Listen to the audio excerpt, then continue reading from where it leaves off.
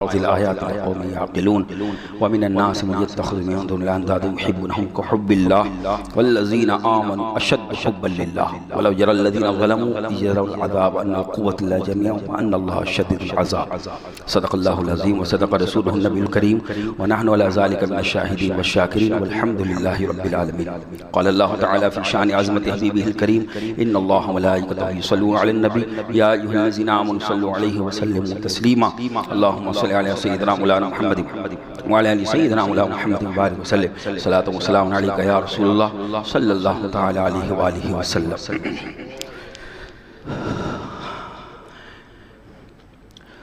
قرآن مقدس کی سورۃ البقرہ شریف کی 161 آیت کریمہ سے لے کر تقریباً 165 تک کی میں نے تلاوت کرنے کا شرف حاصل کیا. انشاءاللہ وقت مقررہ تک جتنا ممکن ہو سکا ہم قرآن مقدس کی ان آیتوں کو سمجھنے کی کوشش کریں گے. دعا ہے اللہ تبارک و تعالی اس پرفتن دور میں ہر مسلمان کو اپنے پاکیزہ کلام قرآن مجید سے سچی محبت عطا فرمائے اور اس کی تلاوت کرنے کی، اس کو سمجھنے کی اور اس پر عمل پیرا ہونے کی توفیق عطا فرمائے. آمین. گزشتہ جمعۃ المبارک کو اوپر کی چند آیتوں کی مختصر تشریح و توضیح سماعت فرمائی تھی. ربط بیان کے لیے آپ کو یاد ہوگا کہ اللہ تبارک و تعالی نے ارشاد فرمایا تھا کہ صفا مروہ اللہ کی نشانی اور جو بھی کعبۃ اللہ کا حج یا عمرہ کرے تو اس کے لیے لازم ہے کہ صفا مروہ کی سعی کرے. اور جو بھی نفلی طور پر کوئی نیکی کرے ومن تطوع خیرا، نفلی حج کرے، نفلی عمرہ کرے یا کوئی بھی نفلی نیکی کرے، فرض تو لازم ہے کرنا ہی کرنا ہے، واجب کرنا ہی کرنا ہے، لیکن اس کے علاوہ اگر نفلی طور پر بندہ کوئی نیکی کرتا ہے تو اللہ فرماتا ہے کہ ہم اس کا بدلہ دینے والے ہیں اور ہم اس کو جانتے ہیں. اور پھر اللہ تبارک و تعالیٰ نے ان اہل کتاب، ان یہودیوں کا، ان کافروں کا ذکر فرمایا کہ جو کتاب پڑھتے تھے، توریت پڑھتے تھے، زبور پڑھتے تھے، انجیل پڑھتے تھے، لیکن اس کے باوجود حق کو چھپاتے تھے، سچائی کو چھپاتے تھے. تو اللہ نے فرمایا کہ وہ لوگ جو حق کو چھپاتے ہیں، ہدایت کو چھپاتے ہیں، روشنی کو چھپاتے ہیں، بعد اس کے کہ ہم نے کتاب کے اندر اس بات کو واضح کر دیا، یعنی قرآن کے اندر ہر چیز کو ہم نے واضح کر دیا، لیکن وہ اس کے پہلے کی کتابیں پڑھ کر پھر بھی حق کو چھپاتے ہیں. اور وہ حق کیا تھا، وہ ہدایت کیا تھی، وہ نبی کائنات صلی اللہ علیہ وسلم کا وجود پاک، وہ آپ کی نبوت، آپ کی رسالت اور آپ کے تعلق سے جو تبدیلی قبلہ کا واقعہ ہوا کہ دو قبلے والے اور صفا مروہ اللہ کی نشانی، یہ تمام باتیں پہلے ہی اللہ نے واضح فرما دی تھی ان کی کتابوں کے اندر، لیکن وہ یہودی اس کو چھپاتے تھے. تو اللہ نے فرمایا کہ جو بینات کو چھپاتے، ہدایت کو چھپاتے ہیں، بعد اس کی کہ ہم نے کتاب میں بات کو واضح کر دیا، ظاہر کر دیا، یہی وہ لوگ ہیں جن پر اللہ کی لعنت ہے اور تمام لعنت کرنے والوں کی لعنت ہے. اولئک یلعنہم اللہ ویلعنہم اللاعن. اللہ کی لعنت سے مراد اللہ اپنی رحمت سے ان کو دور کرتا ہے اور تمام لعنت کرنے والوں کی لعنت ہے. تو اس مقام پہ یہ واضح ہوا کہ جو حضور کی نعت کو چھپائے، حضور کے اوصاف کو چھپائے، حضور کے کمالات کو چھپائے، وہ اس آیت کریمہ کے تحت ملعون ہے. یہ خاص تو یہودیوں کے تعلق سے نازل ہوئی، لیکن اس کے جو الفاظ ہیں وہ عام ہیں. کہ قیامت تک جو بھی حضور کی نعت کو چھپائے گا، حضور کے اوصاف و کمالات کو چھپائے گا، یا تو اس میں تحریف کرے گا یا نعت میں تبدیل کرے گا، یا نعت کو چھپائے گا، جیسا کہ حضور اعلیٰ حضرت نے کہا ذکر روکے فضل کاٹے عیب کا جویا رہے، حضور کا ذکر روکے، حضور کے فضائل میں کمی کرے، ذکر روکے فضل کاٹے عیب کا جویا رہے، یعنی عیب تلاش کرتا رہے، حضور کے اندر برائی تلاش کرتا رہے کہ یہ چیز نہیں تھی، یہ چیز نہیں تھی، یہ کمال نہیں تھا، ذکر روکے فضل کاٹے عیب کا جویا رہے، پھر کہے مردک کے ہوں امت رسول اللہ کی، پھر یہ کہے کہ میں امت رسول اللہ کی، ارے شرک ٹھہرے جس میں تعظیم حبیب، شرک ٹھہرے جس میں تعظیم حبیب، اس برے مذہب پہ لعنت کیجیے، اس لیے کہ اللہ نے خود لعنت فرمایا اولئک یلعنہم اللہ، جو حضور کے اوصاف کو، حضور کی نعت کو، حضور کے فضائل کو، حضور کے کمالات کو جو چھپائے، اللہ فرماتا ہے یہی ملعون ہے، اللہ کی بھی لعنت ہے ان پر اور تمام لعنت کرنے والوں کی لعنت ہے۔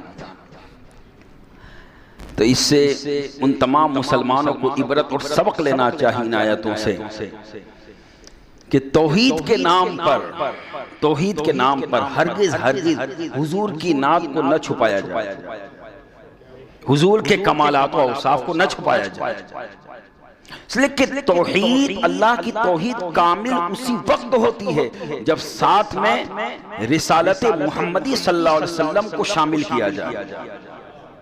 اگر رسالت اور نبوت و رسالت کو ہٹا دیا گیا تو پھر وہ توحید نہ قرآنی توحید ہے، نہ ایمانی توحید ہے، نہ پیغمبروں کی توحید ہے، نہ الہی توحید ہے، تو پھر وہ توحید کون سی ہے؟ وہ شیطانی توحید۔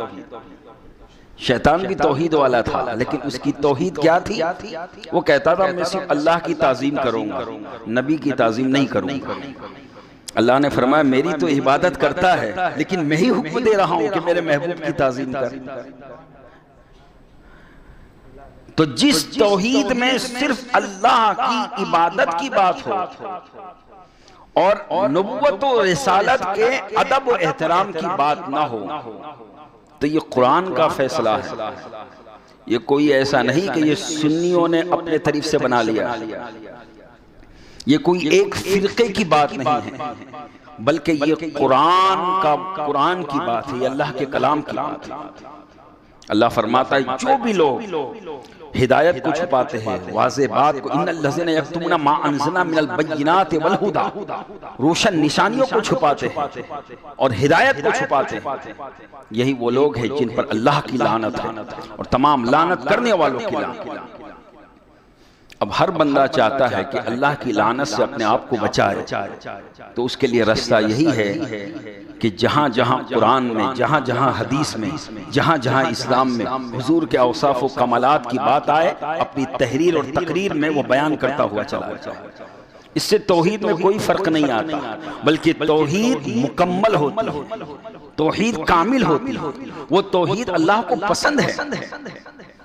پھر اللہ تبارک و تعالیٰ نے آگے ارشاد فرمایا کہ جنہوں نے اس روش کو اختیار کیا کہ ہدایت کو چھپایا، روشن بات کو چھپایا اور لوگوں میں فساد پھیلایا، عقیدے میں بگاڑ پیدا کیا، لیکن اس کے بعد اِلَّا الَّذِينَ تَابُوا، توبہ کر، زندگی میں توبہ کر، وَأَصْلَحُوا، اور سدھار لیا اپنے آپ کو، وَبَيَّنُوا، اور جو فسادات تھے اس کو واضح کر دیا، فَأُولَئِكَ أَتُوبُ عَلَيْهِمْ، تو اللہ فرماتا ہے یہی وہ لوگ ہیں جن کی توبہ ہم قبول کریں گے، یعنی رحمت کا دروازہ، توبہ کا دروازہ کھلا ہوا رکھا، وَأَنَا التَّوَّابُ الرَّحِيمُ، اللہ فرماتا ہے اور میں توبہ قبول کرنے والا مہربان ہوں۔ اب یہاں توبہ کی بات ہوئی، إِلَّا الَّذِينَ تَابُوا، لیکن تین چیزوں کا اللہ نے بیان فرمایا۔ إِلَّا الَّذِينَ تَابُوا، وہ لوگ جنہوں نے توبہ کی اور توبہ کے ساتھ وَأَصْلَحُوا، اپنے آپ کی اصلاح کی، سدھارا، اور تیسری بات وَبَيَّنُوا، اور بات کو واضح کیا، بات کو جو مبہم بات تھی، جو عقیدے میں بگاڑ پیدا کیا تھا، اس کو واضح کیا۔ یہ تین چیزیں توبہ کے لیے ضروری ہیں۔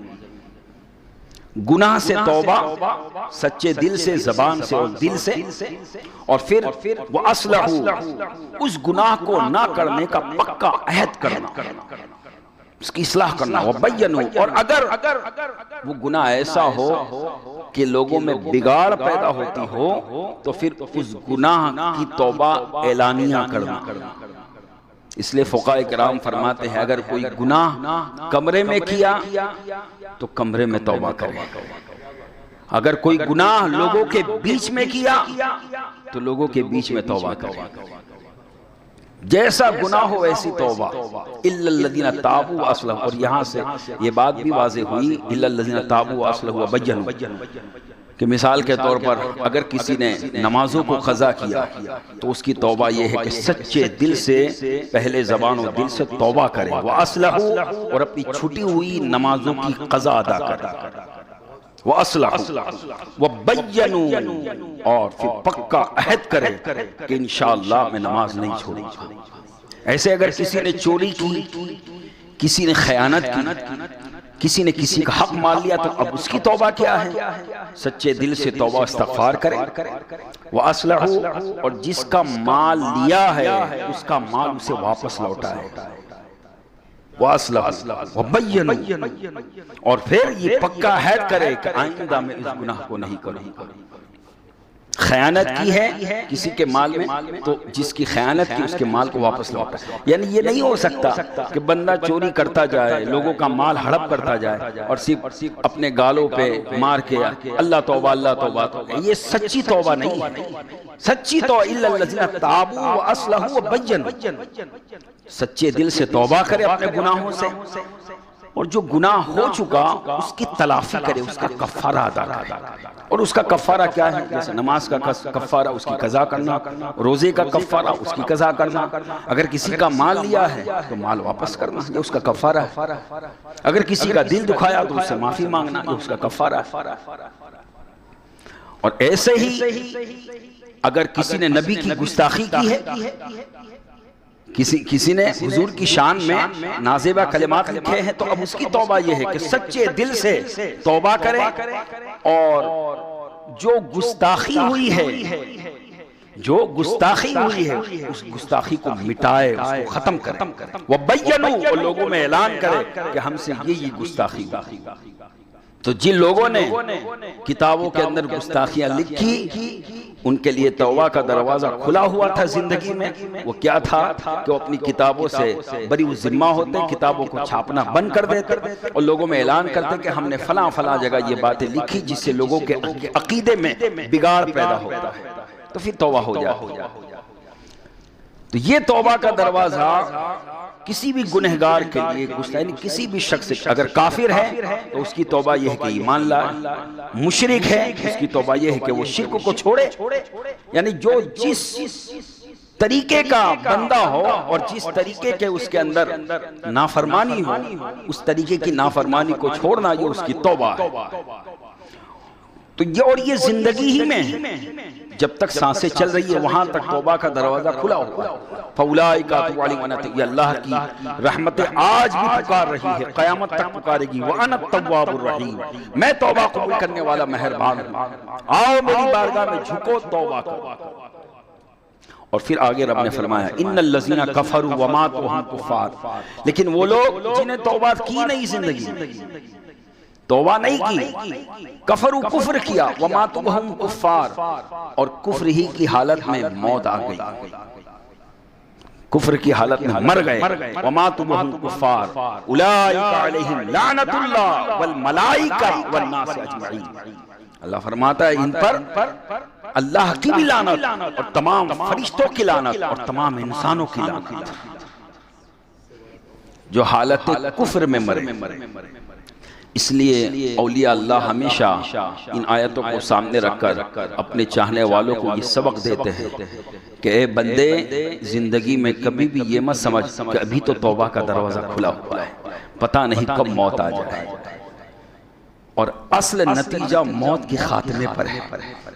ایمان کے ساتھ موت آئی تو کامیاب، اور اگر حالت کفر میں موت آئی تو زندگی کا سارا کیا دھرا بیکار، وَمَاتُوا وَهُمْ كُفَّارٌ۔ لہٰذا فرماتے جب بھی دعا کرو تو یہ دعا ضرور اپنی دعا میں شامل کرو کہ اللہ جب بھی میرا خاتمہ ہو ایمان بالخیر پر خاتمہ ہو، ایمان کے ساتھ دنیا سے۔ اور ہمیشہ اللہ کا خوف رکھنا چاہیے، اللہ سے ڈرنا چاہیے کہ پتہ نہیں اللہ نہ کرے کہیں ایمان جیسی عظیم دولت ہاتھ سے نہ چلی جائے۔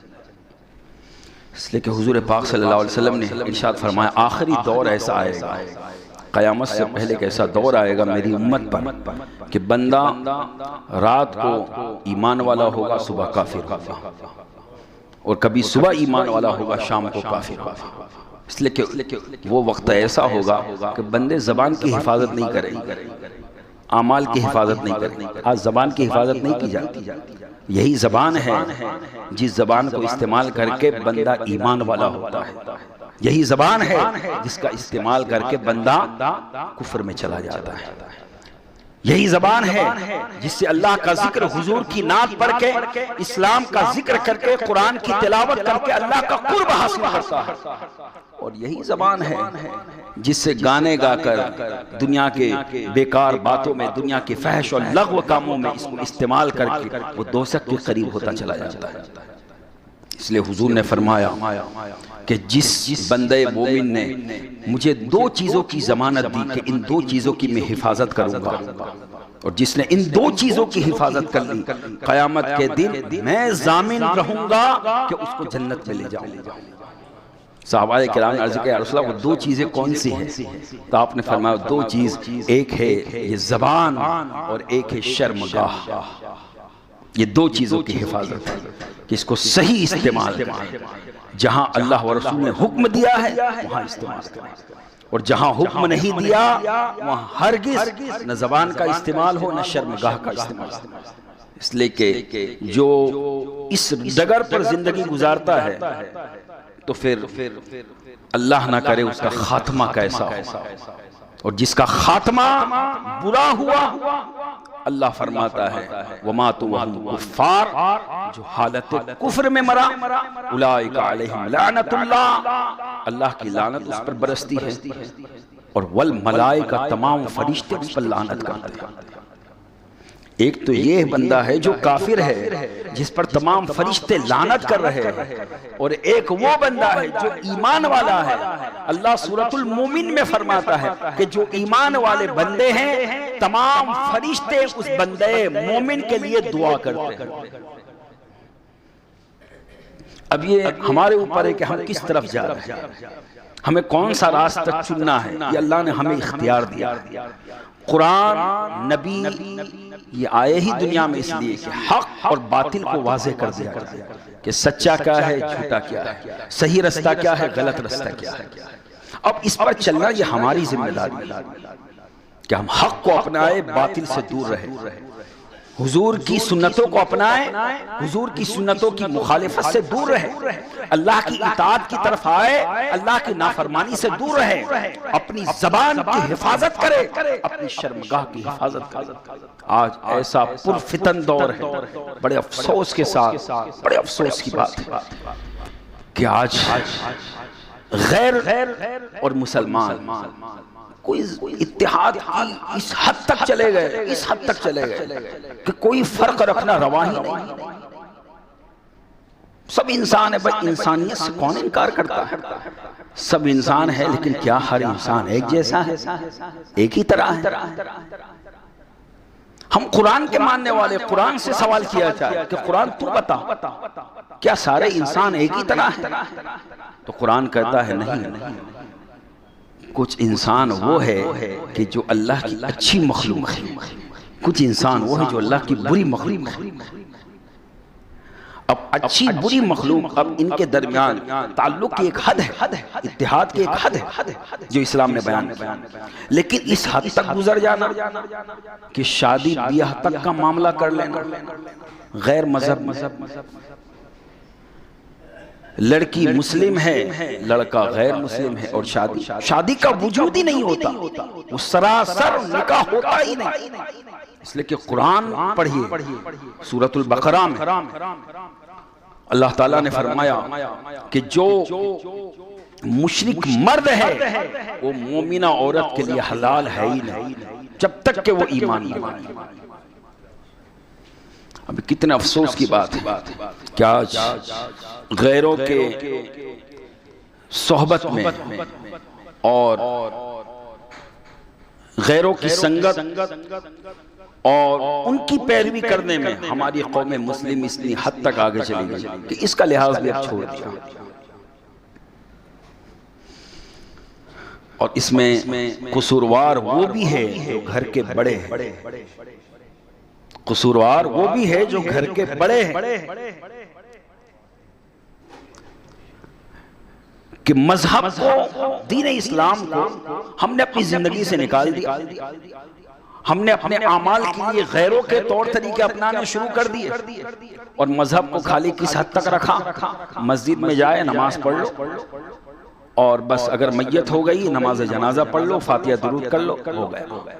مذہب کا صرف اتنا ہی تعلق، حالانکہ مذہب اسلام وہ کامل مذہب ہے، وہ عظیم مذہب ہے کہ کائنات میں ایسا کوئی مذہب نہیں جو اپنے ماننے والوں کو زندگی کے ہر موڑ پر رہنمائی کرتا ہے۔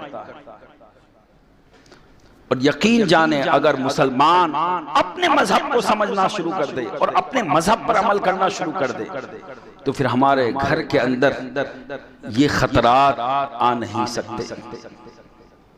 ہم نے بچوں کو اس حد تک چھوٹ دے دی کہ ہم نے اس کا بھی خیال نہیں کیا کہ ہمارے بچے جوان ہو کے کہاں جا رہے ہیں، لڑکا ہو یا لڑکی، اگر وہ اسلام کے خلاف رستہ اپنا رہے ہیں تو یاد رکھے، یہ نہ سمجھے کہ صرف وہی گنہگار ہے۔ قرآن میں اللہ فرماتا ہے یا ایھا الذین آمنوا قوا انفسکم واہلکم نارا، ایمان والو اپنے آپ کو اور اپنے گھر والوں کو جہنم کی آگ سے بچاؤ۔ جہنم کی آگ کیا ہے؟ دنیا میں جہنم کی آگ کیا ہے؟ اپنے آپ کو بچاؤ اور اپنے گھر والوں کو بچاؤ، اہلیکم، اپنے اہل و عیال کو، اپنے گھر والوں کو، اپنے بیوی بچوں کو بچاؤ۔ یہ کیا ہے جہنم کی آگ؟ تو اللہ جہاں یہ فرماتا ہے کہ مشرک مردوں سے ایمان والی عورتیں نکاح نہیں کر سکتی، ایسے ہی مشرکہ عورت سے، کافرہ عورت سے ایمان والا مرد نکاح نہیں کر سکتا جب تک کہ ایمان نہ لائے۔ اور پھر اللہ آگے فرماتا ہے کہ یہ وہ لوگ ہیں مشرک اور مشرکہ، کافر اور کافرہ، غیر وہ ہے اولئک یدعون الی النار، یہ سب تمہیں جہنم کی طرف بلاتے ہیں، جہنم کی آگ کی طرف بلاتے ہیں۔ واللہ یدعو الی المغفرہ، اور میں اللہ وہ ہوں جو تمہیں میری مغفرت کی طرف بلاتا ہوں۔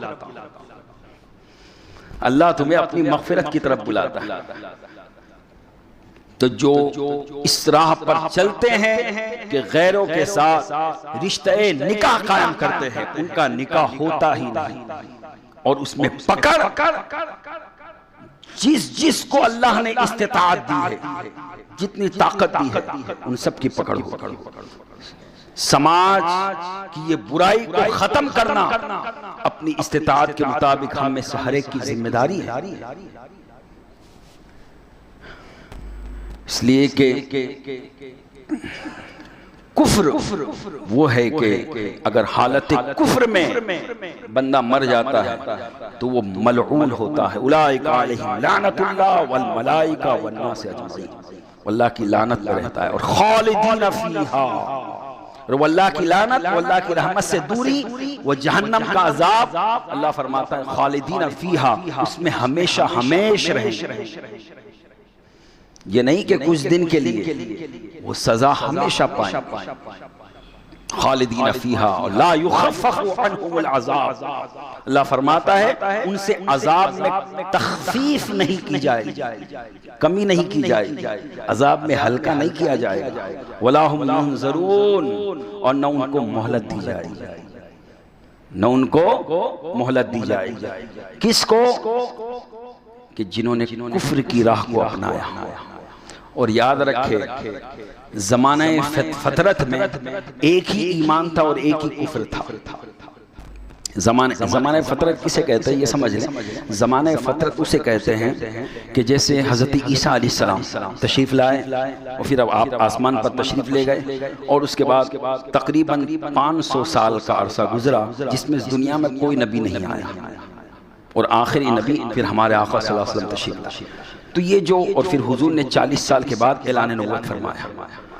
تو حضور کی اعلان نبوت یعنی آپ کی عمر مبارک کا جو 40 سال کا حصہ اور جو حضرت عیسیٰ سے لے کر آپ کی پیدائش اور 40 سال تک کا حصہ اسے زمانہ فترت کہا جاتا ہے. زمانہ فترت یعنی اس میں ایمان بھی ایک تھا کفر بھی ایک تھا.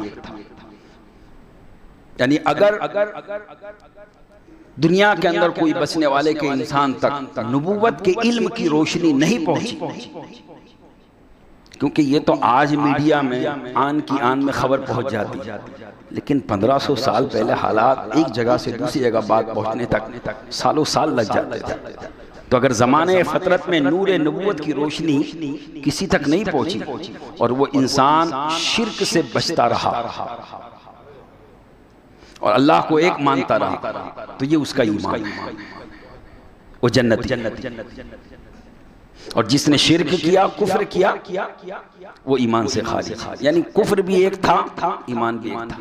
لیکن زمانے نبوت کے بعد جب علم کی روشنی علم نبوت کی روشنی کائنات میں ہر جگہ پہنچ گئی تو اب جو ہے ایمان تو ایک ہے لیکن کفر بہت ہے.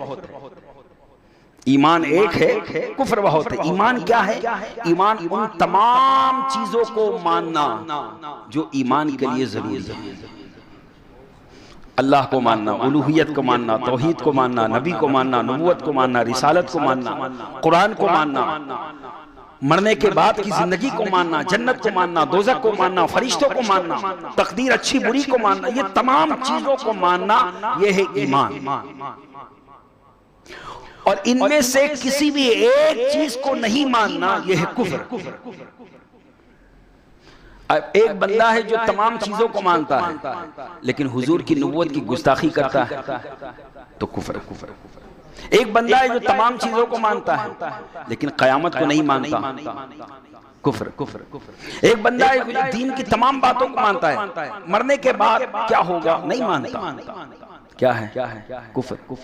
ایک بندہ ہے جو تمام چیزوں کو مانتا ہے، فرشتوں کو نہیں مانتا، فرشتوں کو کہتا ہے اس کا کوئی وجود نہیں. وہ آدمی کی جو اچھائی والی طاقت ہے اسے فرشتہ کہتے ہیں، جو برائی والی طاقت ہے اسے شیطان کہتے ہیں. ایسے بھی لوگ.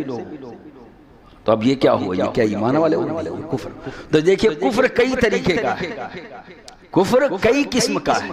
کسی بھی ایک چیز کا انکار کرنے والا دائرہ اسلام سے خارج ہے. لیکن ایمان کے لیے ضروری کیا ہے؟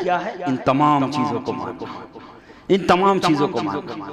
یعنی اگر بندہ توحید کو مان رہا ہے، الوہیت کو مان رہا ہے، اللہ کی عبادت و ریاضت کو مان رہا ہے، تب اس کے لیے ایمان کے لیے ضروری ہے کہ نبوت و رسالت کا بھی ادب و احترام کرے، نبوت و رسالت کو بھی مانے. اور پھر ایمان کے لیے یہ بھی ضروری ہے کہ نبوت و رسالت کے ساتھ ساتھ نبی و رسول نے جن جن چیزوں کو ماننا لازم قرار دیا ان کو بھی مانے. اگر ان میں سے کسی بھی ایک چیز کو انکار کر دیا بندہ اسلام سے خارج، وہ کافر. اور جو کفر کی حالت میں مرا اللہ فرماتا ہے اس پر اللہ کی لعنت، تمام فرشتوں کی لعنت، تمام لوگوں کی لعنت، اور وہ ہمیشہ اللہ کے عذاب میں رہیں گے اور نہ ان کے عذاب میں کمی ہوگی نہ ان کو مہلت دی جائے گی. دنیا میں اگر کوئی مجرم ہو اور اسے سزا دی جائے تو کچھ نہ کچھ اسے مہلت مل جاتی ہے، وقت مل جاتا ہے، یا کچھ سزا میں تخفیف ہو جاتی ہے، کمی ہو جاتی ہے. لیکن وہاں معاملہ یہ ہوگا کہ تخفیف نہیں ہوگی کافروں کے عذاب میں اور نہ مہلت دی جائے گی. اس لیے کہ مہلت کیسے؟ وہاں تو مرنے کے بعد وہاں آخرت کے عذاب میں اب موت ہے ہی نہیں، اب صرف سختی ہی سختی. اب یہاں پر کچھ لوگوں نے معاذ اللہ اس آیتوں سے یہ اخذ کیا کہ حضرت عبداللہ اور حضرت آمنہ یہ بھی حالت کفر میں مرے علیہ اللہ. حالانکہ میں نے پہلے ہی عرض کیا حضرت آمنہ حضرت عبداللہ حضور کے اماں اور ابا یہ زمانہ فترت کے تھے، اس لیے کہ حضور نے بھی اعلان نبوت فرمایا ہی نہیں تھا، اس سے پہلے پردہ فرمایا، تو زمانہ فترت کے وہ ایمان والے ہیں، توحید ان کے لیے کافی۔ اور قصیدہ بردہ شریف میں یہ ثابت کیا، علامہ جلال الدین، دوسری کتاب کا نام ہے علامہ جلال الدین سیوطی رحمۃ اللہ علیہ نے اپنی کتاب میں یہ حدیث بیان کی کہ ایک موقع پہ حضور تشریف لے گئے مقام ابوا کے قریب سے، اور آپ نے اپنی والدہ کو زندہ فرمایا اور انہیں کلمہ پڑھایا۔ تو اب یہ دوستو، اب یہ کیسے تسلیم کیا جائے کہ ماں باپ معاذ اللہ، حضور کے ماں باپ یاد رکھے یہ وہ لوگ ہیں کہ جن کے پاس خود ایمان نہیں، جو خود ایمان سے خالی، بلکہ ہم تو حدیثوں میں دیکھتے، بخاری شریف کی حدیث ہے کہ ماں باپ تو بہت بڑی شان والے۔ ابو لہب حضور کا جو چچا تھا اور پکا دشمن، کہ پوری سورت جس کے تعلق سے اللہ نے قرآن میں نازل فرمائی، تبت یدا ابی لہب، اس کے تعلق سے حضرت امام بخاری روایت لائے کہ جہنم کے اندر جب اسے عذاب ہوتا ہے تو پیر کے روز، سوموار کے دن اس کے عذاب میں کمی ہوتی ہے۔ پوچھا کہ آخر یہ عذاب میں تخفیف کی ہوتی ہے؟ قانون کیا ہے اللہ کا؟ لا یخفف عنہم العذاب، قانون یہ ہے، یہ عدل ہے اس کا، لیکن اس کا فضل یہ ہے کہ جہاں نبی سے نسبت ہو جاتی ہے وہاں اپنے فضل کا مظاہرہ کرتا ہے، اور کہا میں ہر کافر کو عذاب دیتا ہوں اور عذاب میں تخفیف نہیں ہوتی، لیکن ابو لہب کے عذاب میں تخفیف کرتا ہوں، اس لیے کہ جب میرے حبیب پیدا ہوئے تھے تو اس نے میرے حبیب کی ولادت کی خوشی میں لونڈی کو آزاد کر دیا تھا، تو اس وجہ سے عذاب میں تخفیف ہوتی۔ معلوم کیا ہوا کہ حضور کی نسبت سے جو چیز منسوب ہو جاتی ہے تو پھر اس کا حکم فضل والا ہو جاتا ہے۔ تو ابو لہب کے عذاب میں تخفیف ہو رہی ہے، ایسے حضرت ابو طالب کے تعلق سے، حضرت ابو طالب کے تعلق سے یہ بات واضح ہے کہ خبردار نہ انہیں برا کہا جائے، خبردار ہر اس کہ حضرت ابو طالب حضور کے پوری زندگی خدمت گزار رہے، پوری زندگی ساتھ حضرت ابو طالب۔ تو یہ وہ ہستیاں ہیں جو حضور سے نسبت رکھنے والی ہے، تو اگر ان کے معاملے میں کوئی اختلاف چلتا رہا ہے تو زبان کو خاموش رکھو، زبان کو خاموش رکھو۔ لیکن ابو لہب وہ تو پکا جہنمی ہے، اللہ نے تبت یدا ابی لہب وتب، اسے کہا کہ ہلاک ہو جائے ابو لہب کے دونوں ہاتھ، وہ ہلاک ہو گیا، اور سیصلی نارا ذاتا، اللہ نے خود فرمایا کہ ہم اسے بھڑکتی ہوئی آگ میں ڈالیں گے، اللہ فرما رہا ہے بھڑکتی ہوئی آگ میں ڈالیں گے، اور وہ آگ میں گیا، لیکن وہاں بھی حضور کی نسبت ولادت کی خوشی کا اسے یہ ثمرہ مل رہا ہے کہ عذاب میں تخفیف ہو رہی ہے۔ تو یہاں سے علامہ عبدالحق محدث دہلوی نے فرمایا اس روایت کو بیان کر کے کہ جب ایک بے ایمان مشرک کافر حضور کی ولادت کی خوشی منا کر جہنم میں جا کر عذاب میں کمی کو پا رہا ہے، تو ایمان والا، سچا، محبت کرنے والا اگر حضور کی ولادت کی خوشی منائے گا تو یقیناً اللہ تبارک و تعالی اسے نسبت رسول کے صدقے میں جنت عطا فرمائے گا۔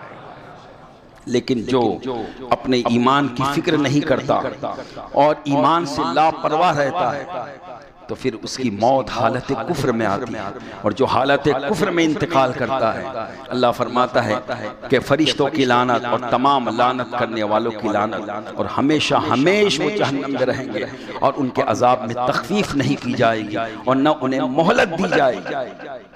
یہاں تک بیان اللہ تبارک و تعالیٰ نے شاعر اسلام کا بیان کیا، نبوت کا، رسالت کا، اور حضور کے اوصاف و کمالات کو چھپانے والوں کا بیان کیا۔ اب آگے اللہ تبارک و تعالیٰ جو ایمان کی اصل ہے اس کا بیان کر رہا ہے، وہ کیا ہے؟ وَإِلَٰهُكُمْ إِلَٰهٌ وَاحِدٌ۔ اب یہاں سے توحید کا بیان، جو اصل ایمان ہے، جو ایمان کی اصل ہے، وَإِلَٰهُكُمْ إِلَٰهٌ وَاحِدٌ، کہ لوگو تم سب کا معبود ایک معبود ہے، ایک ہی معبود، لا الہ الا ہو، اس کے سوا کوئی معبود نہیں، اس کے سوا کسی کی عبادت نہیں کی جا سکتی، هو الرحمن الرحیم، اور وہ معبود جو سب سے بڑا مہربان اور سب پر خاص رحمت نازل فرمانے والا۔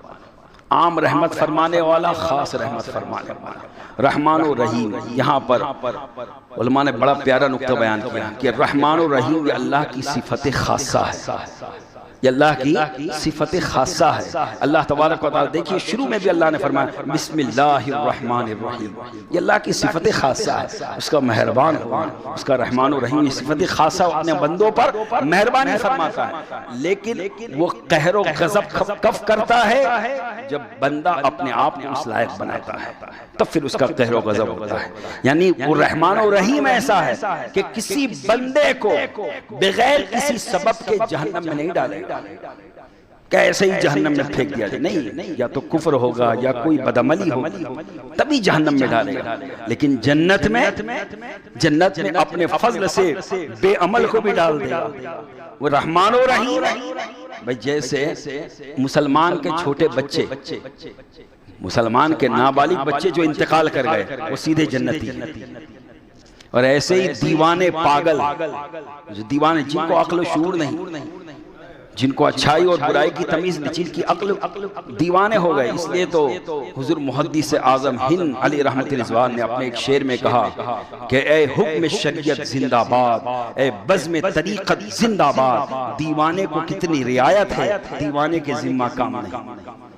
جو حقیقت میں دیوانہ ہے، حقیقت میں جو پاگل ہے، تو اب وہ جب مرے گا تو وہ اگرچہ اس نے نہ اسلام کو قبول کیا نہ کسی کو، اس لیے وہ اسے سمجھتا ہی نہیں تھا، تو پھر وہ کیا ہے، اللہ تبارک و تعالیٰ اسے جنت عطا فرمائے گا، اس لیے کہ وہ رحمان و رحیم ہے۔ اور ہمارا خدا وہ ہے جو مہربانی فرمانے والا، اور وہ ایک ہے، واحد، وہ ایک ہے، یعنی اس کی ذات بھی ایک ہے، اس کی صفات بھی ایک ہے، اس کے افعال بھی ایک ہے، یعنی کوئی اس میں شریک نہیں، کوئی اس کا جوہر نہیں۔ اور اسی کے تعلق سے صوفیاء کرام نے بڑی پیاری تفسیر اس کی بیان فرمائی، وَإِلَٰهُكُمْ إِلَٰهٌ وَاحِدٌ لَا إِلَٰهَ إِلَّا هُوَ الرَّحْمَٰنُ الرَّحِيمُ۔ اے لوگو، تم سب کا خدا، تم سب کا معبود، تم سب کا خالق، تم سب کا مالک ایک ہے، جو حقیقت میں موجود ہے، جو حقیقت میں ہے، باقی سب معدوم ہے، باقی سب نہیں ہے۔ جو کچھ ہے وہ سب اس کا پرتو ہے، جو کچھ ہے وہ سب اس کے وجود بخشنے سے ہے، اس کے دینے سے ہے۔ منعم حقیقی، حقیقت میں نعمتیں دینے والا، یہاں کی نعمتیں دینے والا، وہاں کی نعمتیں دینے والا، جسمانی نعمت دینے والا، روحانی نعمت دینے والا، تمام نعمتیں عطا فرمانے والا واحد وہ ایک ہے، وہ ایک ہے اور کوئی۔ اور یہ قدرت کا قانون ہے کہ جو مبدأ فیاض ہوتا ہے، جو فیض دینے والا، وہ ایک ہی ہوتا ہے، وہ ایک ہی ہوتا ہے۔ ملک کا بادشاہ ایک ہوتا ہے، ملک کا سلطان ایک ہوتا ہے۔ ایسے ہی جھاڑ کے اندر جو پانی کا فیض پہنچتا ہے تو وہ فیض لینے والی جڑ ایک ہی ہوتی ہے، ایک ہی جڑ ہوتی ہے۔ تو مالک اور خالق کائنات کا وہ ایک ہی ہے، اور اس ایک سے فیض لینے والا پہلے ایک ہوتا ہے، اس ایک سے فیض لینے والا بھی پہلے ایک ہوتا ہے۔ جڑ سے تنے نے فیض لیا، پھر آگے تمام کو فیض پہنچا۔ ایسے ہی وہ جو معبود حقیقی ہے وہ ایک ہے، جو فیض دینے والا، نعمتیں دینے والا، اور اس سے جو فیض لینے والا وہ بھی ایک ہی ہے، وہ ہے حقیقت محمدی صلی اللہ علیہ وسلم۔ اور پھر اس حقیقت محمدی صلی اللہ علیہ وسلم سے تمام کائنات میں تمام نعمتیں تقسیم ہوئی۔ اس لیے اعلیٰ حضرت نے کہا ٹھنڈا ٹھنڈا میٹھا میٹھا پیتے ہم ہے، پلاتے یہ ہے رب ہے معطی، یہ ہے قاسم، رزق اس کا ہے کھلاتے، رزق اس کا ہے کھلاتے یہ، جو کچھ ملتا ہے اللہ کی بارگاہ سے ملتا ہے۔ دینے والا حقیقت میں اللہ تبارک و تعالیٰ ہے، دینے والا حقیقت میں اللہ تبارک و تعالیٰ۔ جب وہی دینے والا ہے تو اسی سے لو لگائے، اسی سے محبت کرے، اسی پر بھروسہ کرے، اسی پر توکل کرے، اسی کی بارگاہ میں جھکے، اسی کی عبادت کرے، اس کے سوا کوئی عبادت کے لائق نہیں، وہی عبادت کے لائق ہے۔ اور پھر اس کے جو محبوب بندے ہیں اس کے جو پیارے بندے ہیں ان سے محبت کریں، ان کا ادب و احترام کریں۔ المختصر وقت کا لحاظ کرتے ہوئے اپنی بات کو یہیں پر ختم کرتا ہوں۔